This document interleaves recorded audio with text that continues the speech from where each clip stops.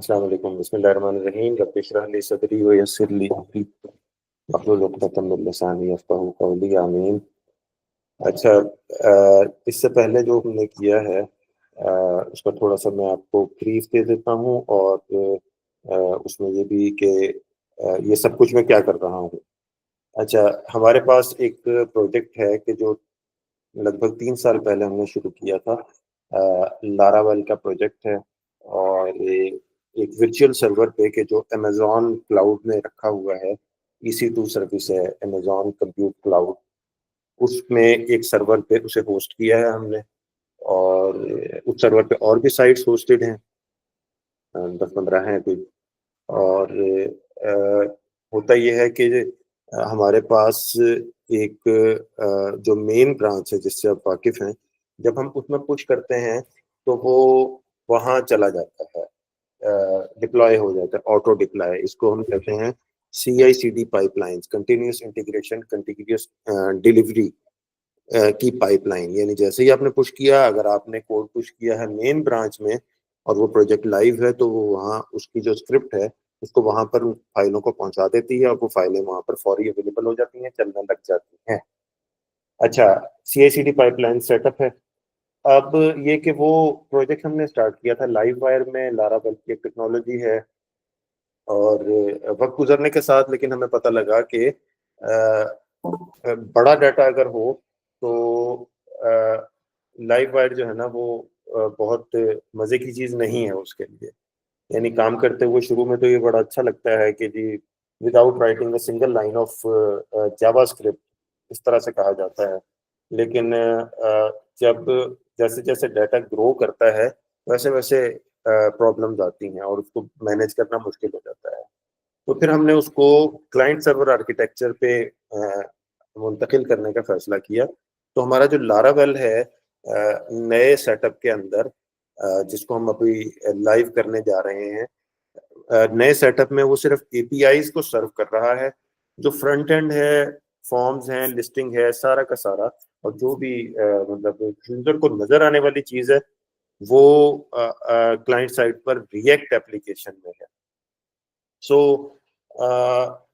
इस वक़्त हम सबसे पहले सर्वर को सेटअप कर रहे हैं, उसका कुछ हिस्सा हमने सेटअप कर लिया आज सुबह, कि जिसमें हमने उसकी फाइलें उसमें जो मैंने किया वो ये कि एक नई ब्रांच सेटअप की, उस नई ब्रांच के लिए CI/CD पाइपलाइन सेटअप की और उसको जो है वो उस ब्रांच के पुश पे ये कर दिया कि वो फाइलें वहाँ पर पहुँच जाएँ सर्वर पे। तो ये काम मैं सुबह कर चुका हूँ। अब जो अगला स्टेप मुझे करना है वो ये है कि मुझे वहाँ पर उसको डिप्लॉय करना है। यानी डिप्लॉय से मुराद ये है कि सर्वर पे उसे अवेलेबल करना है। अच्छा, मैं यहाँ आता हूँ और मैं आपको दिखाता हूँ कि मैं सर्वर पे मौजूद हूँ, लेकिन मेरी स्क्रीन गालिबन शेयर नहीं हो रही। ऐसे? मुझे जी शर्म सर, नहीं आ स्क्रीन रही। नहीं आ।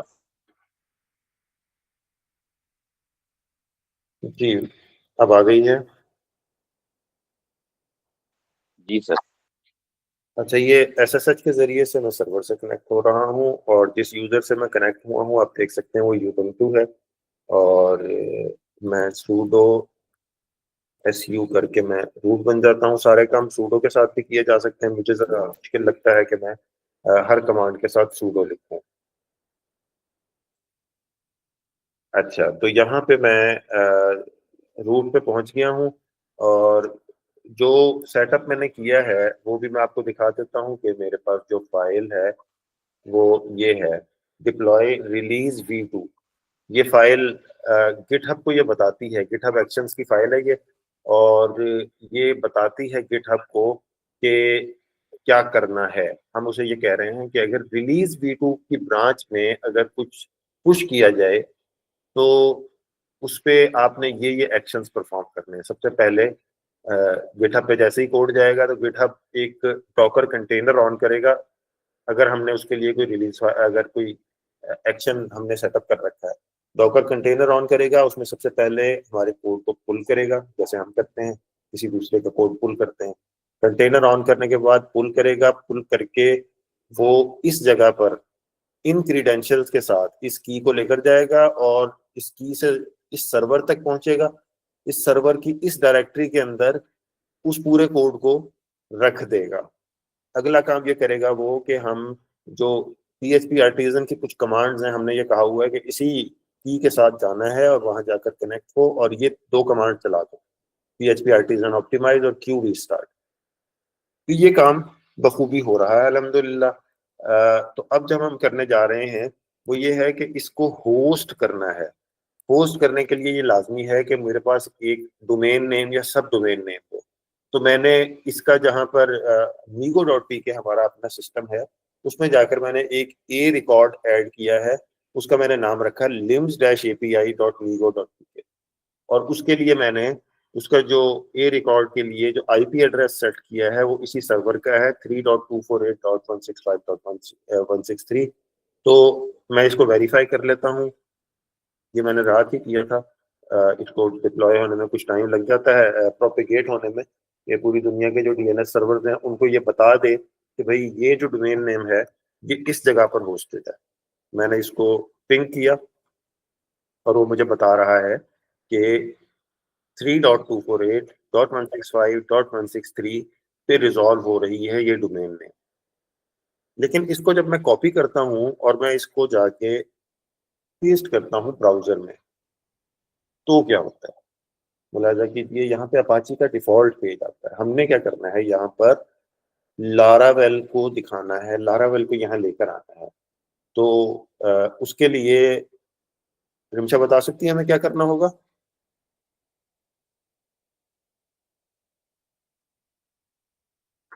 सॉरी सर, यार मेरा ध्यान नहीं था। अच्छा चलिए, मैं इसके लिए हमें करना ये है कि हम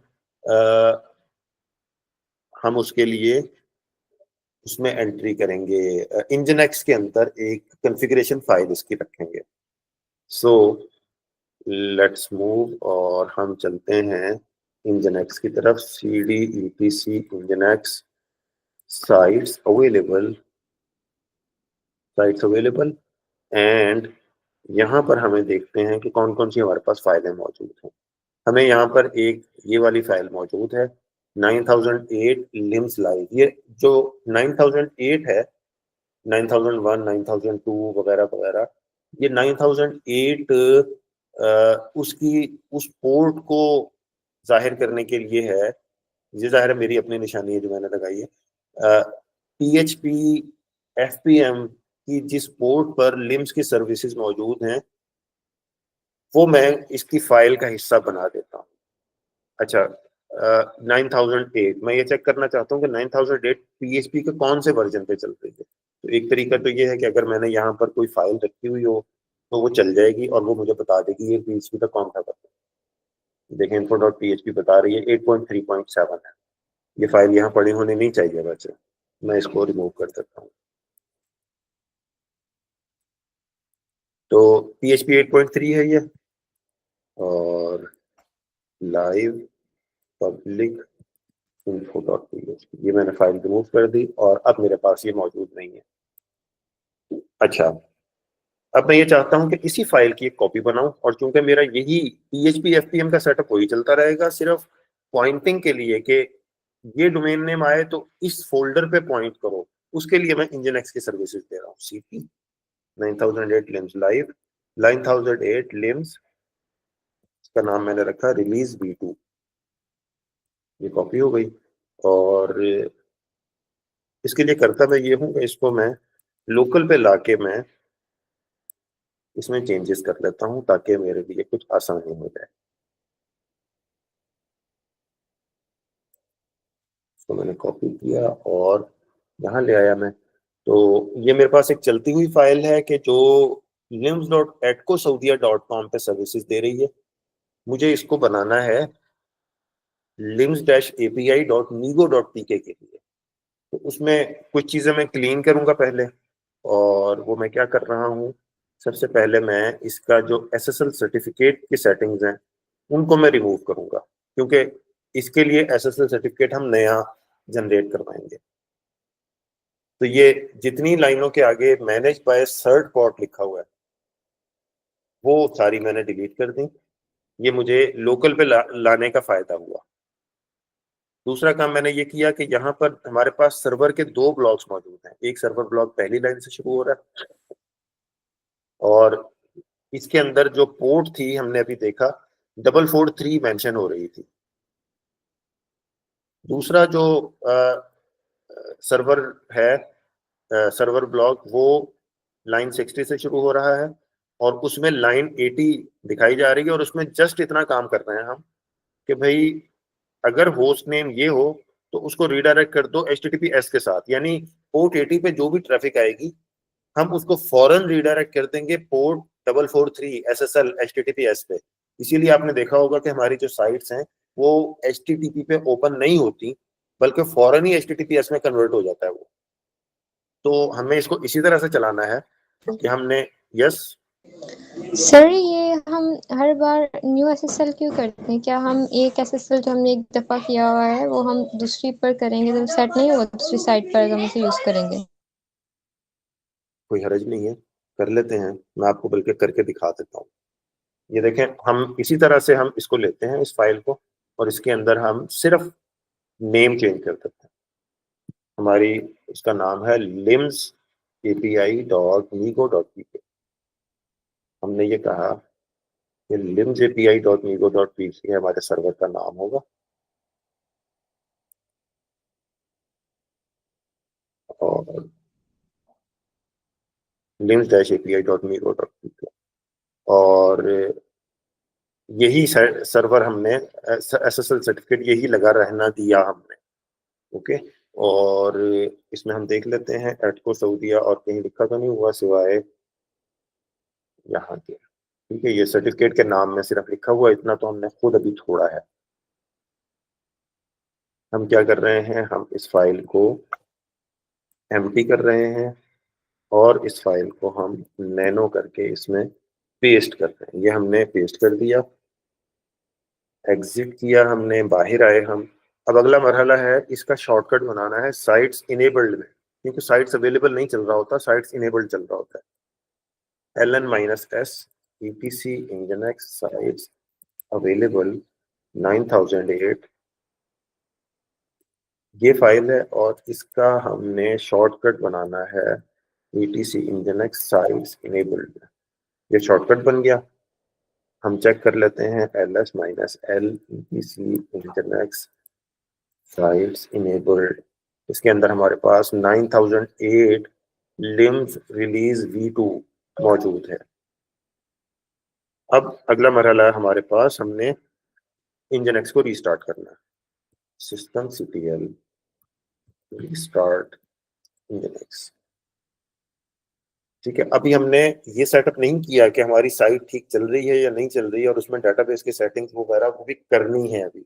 लेकिन फिलहाल हमें ये सिर्फ ये चेक करना है कि क्या हमारी जो डोमेन हमने सेट की थी वो ठीक जगह पॉइंट हो गई है, और अगर हमने nginx का सेटअप कर लिया है तो क्या वो ठीक चल रही है, SSL सर्टिफिकेट ठीक चल रहा है। और SSL सर्टिफिकेट का एक्सपेरिमेंट आपको करवाना है lims-api.migo.pk। इसमें हम जाते हैं और उसने ये कहा कि अभी तक वो वहीं पर है, लेकिन जब हमने उसे कहा कि दोबारा पूछ के बताओ, Ctrl+Shift+R किया जब हमने, तो उसने बताया कि हाँ ये साइट है और अगर आप इसको खोलना चाहते हैं तो उसने HTTP से रिडायरेक्ट करके उसको HTTPS पे कर दिया। HTTP पे नहीं खोल रही साइट। तो अगर आप इस सिक्योरिटी को कबूल करना चाहते हैं तो फिर आप ले लीजिए। वो ये क्या बता रहा है कि website prove their identity via certificates. Firefox does not trust this site because it uses a certificate that is not valid for lims-api.migo. The certificate is only valid for lims.atcosaudia.com। ठीक है, सो फायरफॉक्स इसके लिए warning हमेशा देता रहेगा, हमने इसको accept कर लेना और हमारी साइट चलना शुरू हो जाएगी। लेकिन उसके साथ यहाँ देखें वार्निंग का साइन आता रहेगा। ठीक है, एक काम तो हमने कर लिया, इसको चला लिया हमने। अब ये उसी फोल्डर से, क्या ये उसी फोल्डर से चल रही है? नहीं चल रही। उस फोल्डर से हमने गलती की है, यहाँ पे हमने फोल्डर नेम चेंज नहीं किया, यहाँ पे लाइव लिखा हुआ है, ये रहा लाइव।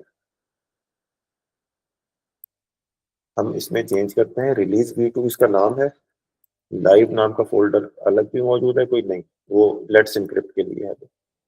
तो हमने जो चेंज किया वो ये कि लाइव के बजाय रिलीज v2 कर दिया, तो हम इसको वहां भी करते हैं।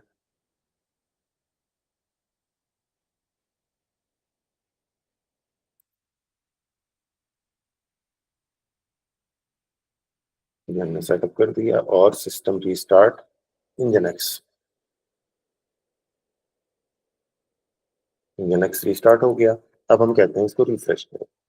जब वो यहाँ रिफ्रेश कर रहा है तो सर्वर एरर आ गया, बिल्कुल यही एक्सपेक्टेड था, ऐसा ही होना चाहिए था कि हमने अभी तक डाटाबेस तो सेटअप नहीं किया और .env फाइल यहाँ मौजूद नहीं है, तो इसलिए .env फाइल यहाँ पर चूंकि मौजूद नहीं है तो इस वजह से इसने सर्वर एरर दे दिया। अच्छा, अब दो काम हमारे पास हैं जो इस वक्त हमें वार्निंग नजर आ रही है। एक तो इसको सेटअप फिक्स करना है, दूसरा हमने इस वार्निंग को हटाना है। तो इस वार्निंग को हटाने के लिए भाई अगर हमारी वेबसाइट ये जेन्युइन है, जेन्युइन का मतलब ये है कि अगर हमने होस्ट फाइल में एंट्री करके इसको एक्सेस नहीं कर रहे और सिर्फ हमारे लिए नहीं है, पब्लिक के लिए इसको दे रहे हैं, तो इसको हमें पॉइंट करवाना पड़ेगा। पॉइंट हमने करवा लिया है। कैसे करवाया हमने? जोन एडिटर में जाके सी पैनल में हमने बताया है, migo.pk के रिकॉर्ड्स में जाके हमने ये बात लिखी है कि lims-api.migo.pk इस आईपी एड्रेस पे मिलेगी, वो मिल रही है। अब हमें क्या करना है कि हमें इसके लिए जेन्युइन इसका अपना सर्टिफिकेट इशू करवाना है। तो इसके लिए हम यहाँ से इसकी जो एसएसएल सर्टिफिकेट, रिमशा ये क्लियर हो गया अब आपको? जी सर, क्लियर है। ठीक है, यहाँ पे कुछ कह रहा है क्या? ओके, सो हमने सर्टिफिकेट वाली जितनी लाइनें वो रिमूव कर दी, उसके साथ ही हमारे पास वो लाइन भी रिमूव हो गई जो हम ये बता रही थी कि 443 पे चलाना है इसको। अब हमने अगला मरहला ये कि इसमें से ये भी हमने रिमूव कर दिया जो कि रीडायरेक्ट कर रहा था। ये भी लाइन मैनेज बाय सर्ट पॉट थी, ये पूरा ब्लॉक इफ से लेकर इफ खत्म होने तक, इसको भी हमने हटा दिया और इसको भी हमने हटा दिया। अब हमारे पास जो साइट है वो सिर्फ पोर्ट 80 पे चलने के लिए काबिल है। हमने इसको कोड को कॉपी किया और फाइल को खाली करके हमने नैनो किया, पेस्ट कर दिया। अब हमारी साइट जो है पोर्ट 80 पर अवेलेबल होगी, पोर्ट 443 पर नहीं होगी। सिस्टम रीस्टार्ट इंजनएक्स, इंजनएक्स को हमने रीस्टार्ट किया और अब हमने उससे ये कहा कि भाई इसको चलाओ, तो उसने कहा एक बार फिर सिक्योरिटी वार्निंग दे दो। ठीक है, और अब अगर हम इस सिक्योरिटी वार्निंग को एक्सेप्ट करते हैं तो हमारे पास क्या आता है? ये एक और वेबसाइट खुल गई कि जो उस पर सबसे ऊपर रखी हुई है, तो HTTPS के साथ जो सबसे ऊपर इस जो IP एड्रेस पर है वो खुल गई है, लेकिन हमने इसको नहीं चलाना। हमने तो अपना सेटअप करना है SSL सर्टिफिकेट। लेकिन बताना आपको जो इसके जरिए से दिखाना ये चाह रहा था मैं कि पोर्ट 80 पर ये साइट अवेलेबल है, हम पोर्ट 80 पर चला के देखते हैं। और अब ये रीडायरेक्ट नहीं होगी क्योंकि इसकी लॉजिक में हमने ये नहीं लिखा हुआ कि ये उस पर चले 443 पर SSL पर। मैं इसको एक नई विंडो में खोलकर यहाँ पर इसको मैं कहता हूँ कि HTTP के S के बगैर चलाओ, और ये नॉट सिक्योर HTTP के साथ चल गई है और हमने देखा कि सर्वर एरर आ गया हमें एक बार फिर, यानी वो हमारी साइट तक पहुंच गया क्योंकि हमारी साइट का यही इस वक्त सूरत हाल है कि सर्वर एरर आ रहा है उसको। अच्छा, तो इसका मतलब है कि हमारा इंजनएक्स काम एक हिस्से का हो गया है और इसमें हमने पोर्ट 80 पे साइट को चला लिया है और बगैर किसी वार्निंग के। अब हम सर्ट बॉट के जरिए से एक SSL सर्टिफिकेट इशू करना चाहते हैं, lims-api.migo.pk। इसके लिए हम सर्टिफिकेट इशू करवाना चाहते हैं, ये कमांड है उसकी, क्योंकि सर्ट बॉट हमने लोकल पे इंस्टॉल किया हुआ। वो ये चेक करेगा क्या ये डोमेन पब्लिकली अवेलेबल है, किसी जगह पॉइंट कर रही है, और उसको वेरीफाई करने के बाद वो एक सर्टिफिकेट इशू कर देगा, और ये सर्टिफिकेट उसने इशू कर दिया। अब हमारी साइट HTTP पे नहीं खुल सकती एक बार फिर, और रियल सर्टिफिकेट के साथ। मैंने इसको रिफ्रेश किया, आप देखेंगे वार्निंग खत्म हो गई है, और ये बता रहा है कि वेरीफाइड बाय लेट्स एनक्रिप्ट। ठीक है, तो आपके पास ये है कि जब भी आप कोई किसी अननोन साइट को खोलें जो व्हाट्सएप के जरिए से आप तक पहुंचाई गई हो, कि जिसमें आपको ये बताया जा रहा हो कि यहाँ लैपटॉप तकसीम हो रहे हैं, यहाँ मोहम्मद बिन सलमान साहब की हज स्कीम चल रही है तो इस तरह की सारी वेबसाइट्स को आपने जाकर यहाँ पे चेक करना है कि क्या वो वेरीफाइड हैं, और वेरीफाइड भी हैं तो उसके साथ ये भी देखना है कि उसकी मेन डोमेन नेम क्या है, क्या वो, अच्छा, तो क्या वो मेन डोमेन जो है वो वैलिड है, उसकी सब डोमेन आ रही है। बसा औकात जो है वो यहाँ पर किसी डोमेन का नाम लिखा होता है, फॉर एग्जांपल यहाँ पे अगर google.com किसी ने अपने आप को जाहिर करना है, facebook.com शो करना है, तो वहाँ यहाँ वो लिखेगा facebook.migo.pk और पेज बना देगा facebook.com जैसा।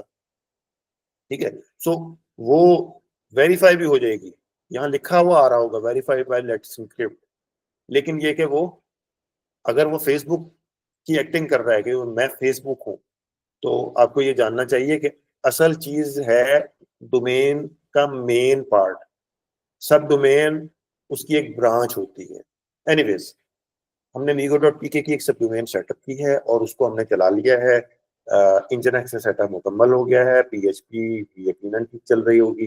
अगला मरहला है हमारा कि हमने इसके लिए डेटाबेस की सेटिंग्स करनी।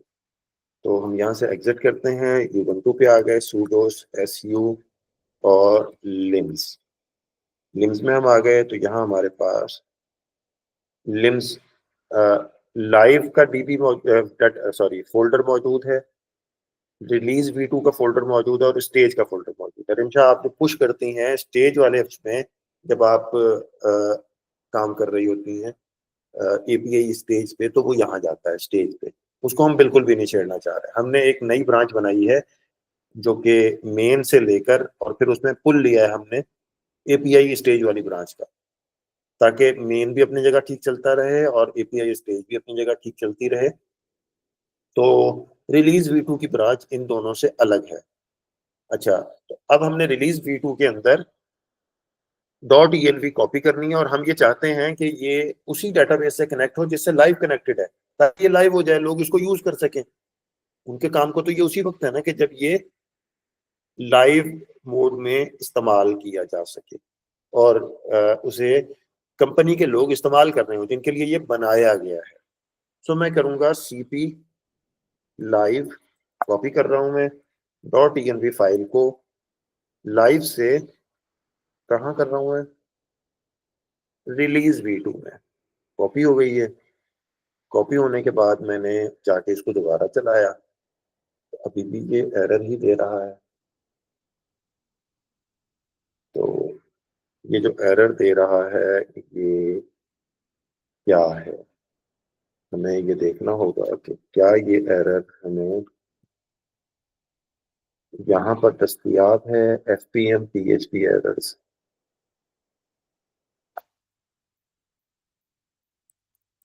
हमारी जो लास्ट फाइल है FPM में एरर नहीं आ रहा। मुमकिन है उसकी लारावेल के लॉग में ये एरर मौजूद हो। तो VI स्टोरेज लॉग 14 तारीख का लॉग है, और इसके अंदर वो हमें ये बताएगा कि हुआ क्या है। ये लारावेल का लॉग हमें बता रहा है कि नो एप्लीकेशन इंक्रिप्शन की हैज बीन स्पेसिफाइड।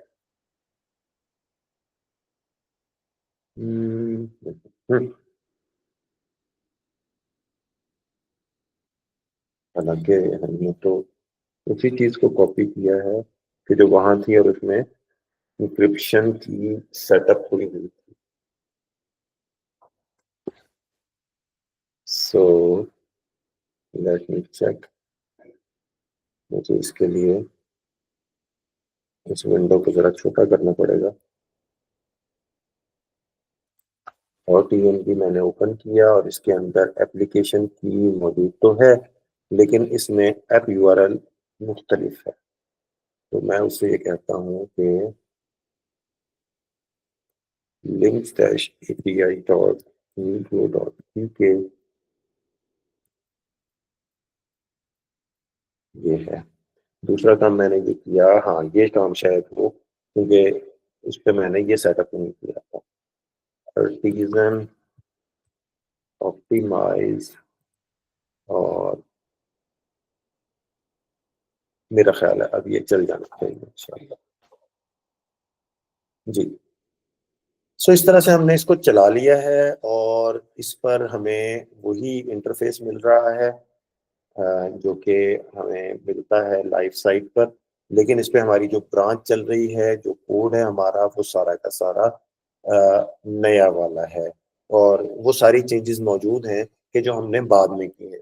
अच्छा, अब इसको डिप्लॉय करने के बाद जो चीज़ अब मजीद रहती है वो ये है कि इसमें जो माइग्रेशंस हैं वो भी हमने रन कर। तो PHP आर्टिजन माइग्रेट, ये हम माइग्रेट करने जा रहे हैं। वो हमें वार्निंग दे रहा है कि भाई ये कर रहे हो तो, क्योंकि ये प्रोडक्शन सेटअप है तो इसलिए वो हमें माइग्रेशन के लिए वार्निंग देकर उसे चला रहा है। और उसने ये सारी माइग्रेशंस रन कर दी जो मैंने उसे बताई। ठीक है, उसके बाद कुछ सीडर्स हैं ऐसे कि जो अ, चलाए जाने हैं। जी जी। जी सर, इस कमांड का पूछना आप पहले कर लेते, आप लिख के बता दीजिएगा। Sorry,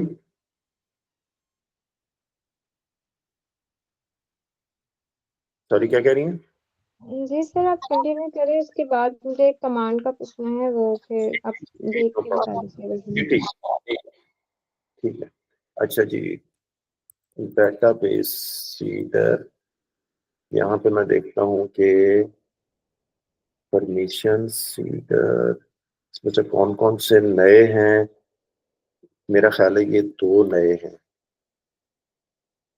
1.3 artisan DPC material type seeder और सोर्स सीडर।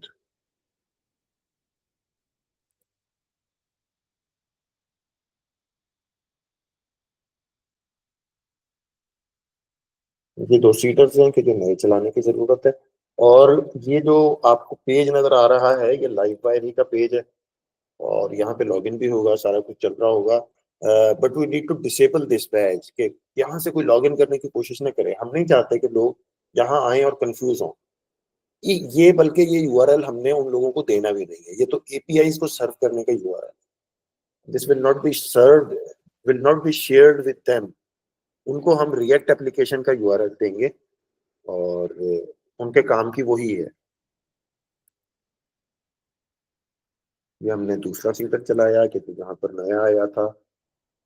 बाकी डाटाबेस वही है, डाटाबेस के अंदर ये चेंजेस आ गई हैं, और लाइव पे ये चीज़ अब लाइव हो गई है।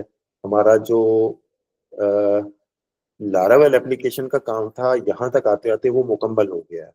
मुकम्मल, वो प्रोडक्शन में है और एक्सेसिबल है। उसके लिए हम यहाँ एपीआईज में हम इसे एक्सेस करते हैं। हम यहाँ से जाएंगे और मुझे नहीं याद इसका प्रोजेक्ट कौन सा है। लिम्स स्टेट, यस, इधर अभी चल रहा है।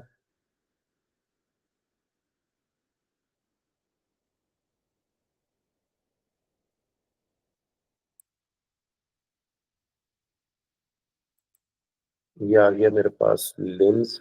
यहाँ पे मेरे पास इन्वायरमेंट्स मौजूद हैं। लिम्स स्टेट की एक इन्वायरमेंट है, उसकी मैं एक डुप्लीकेट कॉपी बनाऊंगा, उसका मैं नाम रखूंगा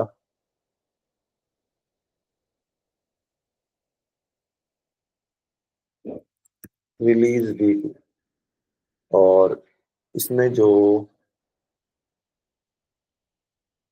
मेरे पास चेंजेस हैं वो लिम्स api.migo.pk, और जो इसका टोकन है वो तो ऑब्वियसली रिफ्रेश हो जाएगा। ओके जी, तो इसको मैं सेव करता हूँ और मैं ये चेक करता हूँ कि क्या ये एनवायरनमेंट रिलीज V2 क्या ये वर्क कर रही है।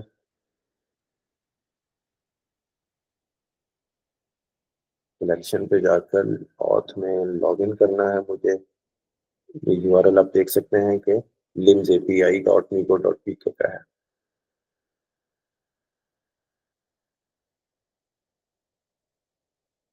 लॉगिन को भेजा मैंने। The credentials are incorrect. इस वक्त मैं चूंकि रिकॉर्डिंग कर रहा हूँ, मैं नहीं चाह रहा कि कोई पासवर्ड मैं यहाँ पर शेयर कर पाऊँ। तो लेकिन ये कि हमें ये मालूम है कि हमारे पास जो इन्वायरमेंट हमारा लिम्स स्टेज वाला चल रहा था, उसका डेटाबेस और था। तो उसके पासवर्ड जो है वो इन लोगों ने जो उस पर काम कर रहे थे अपनी मर्जी के रखे हुए थे। अब इसके ऊपर लाइव के पासवर्ड चलेंगे। एनीवेज बहरहाल ये मुकम्मल हो गया है और इसकी डिप्लॉयमेंट ठीक हो गई है। अब हम रिएक्ट एप्लीकेशन को डिप्लॉय करेंगे इंशाल्लाह अगले किसी मरहले में, चंद घंटों के बाद इंशाल्लाह। तो जब तक के लिए इजाज़त चाहते हैं और स्क्रीन शेयरिंग और रिकॉर्डिंग में बंद कर रहा हूँ।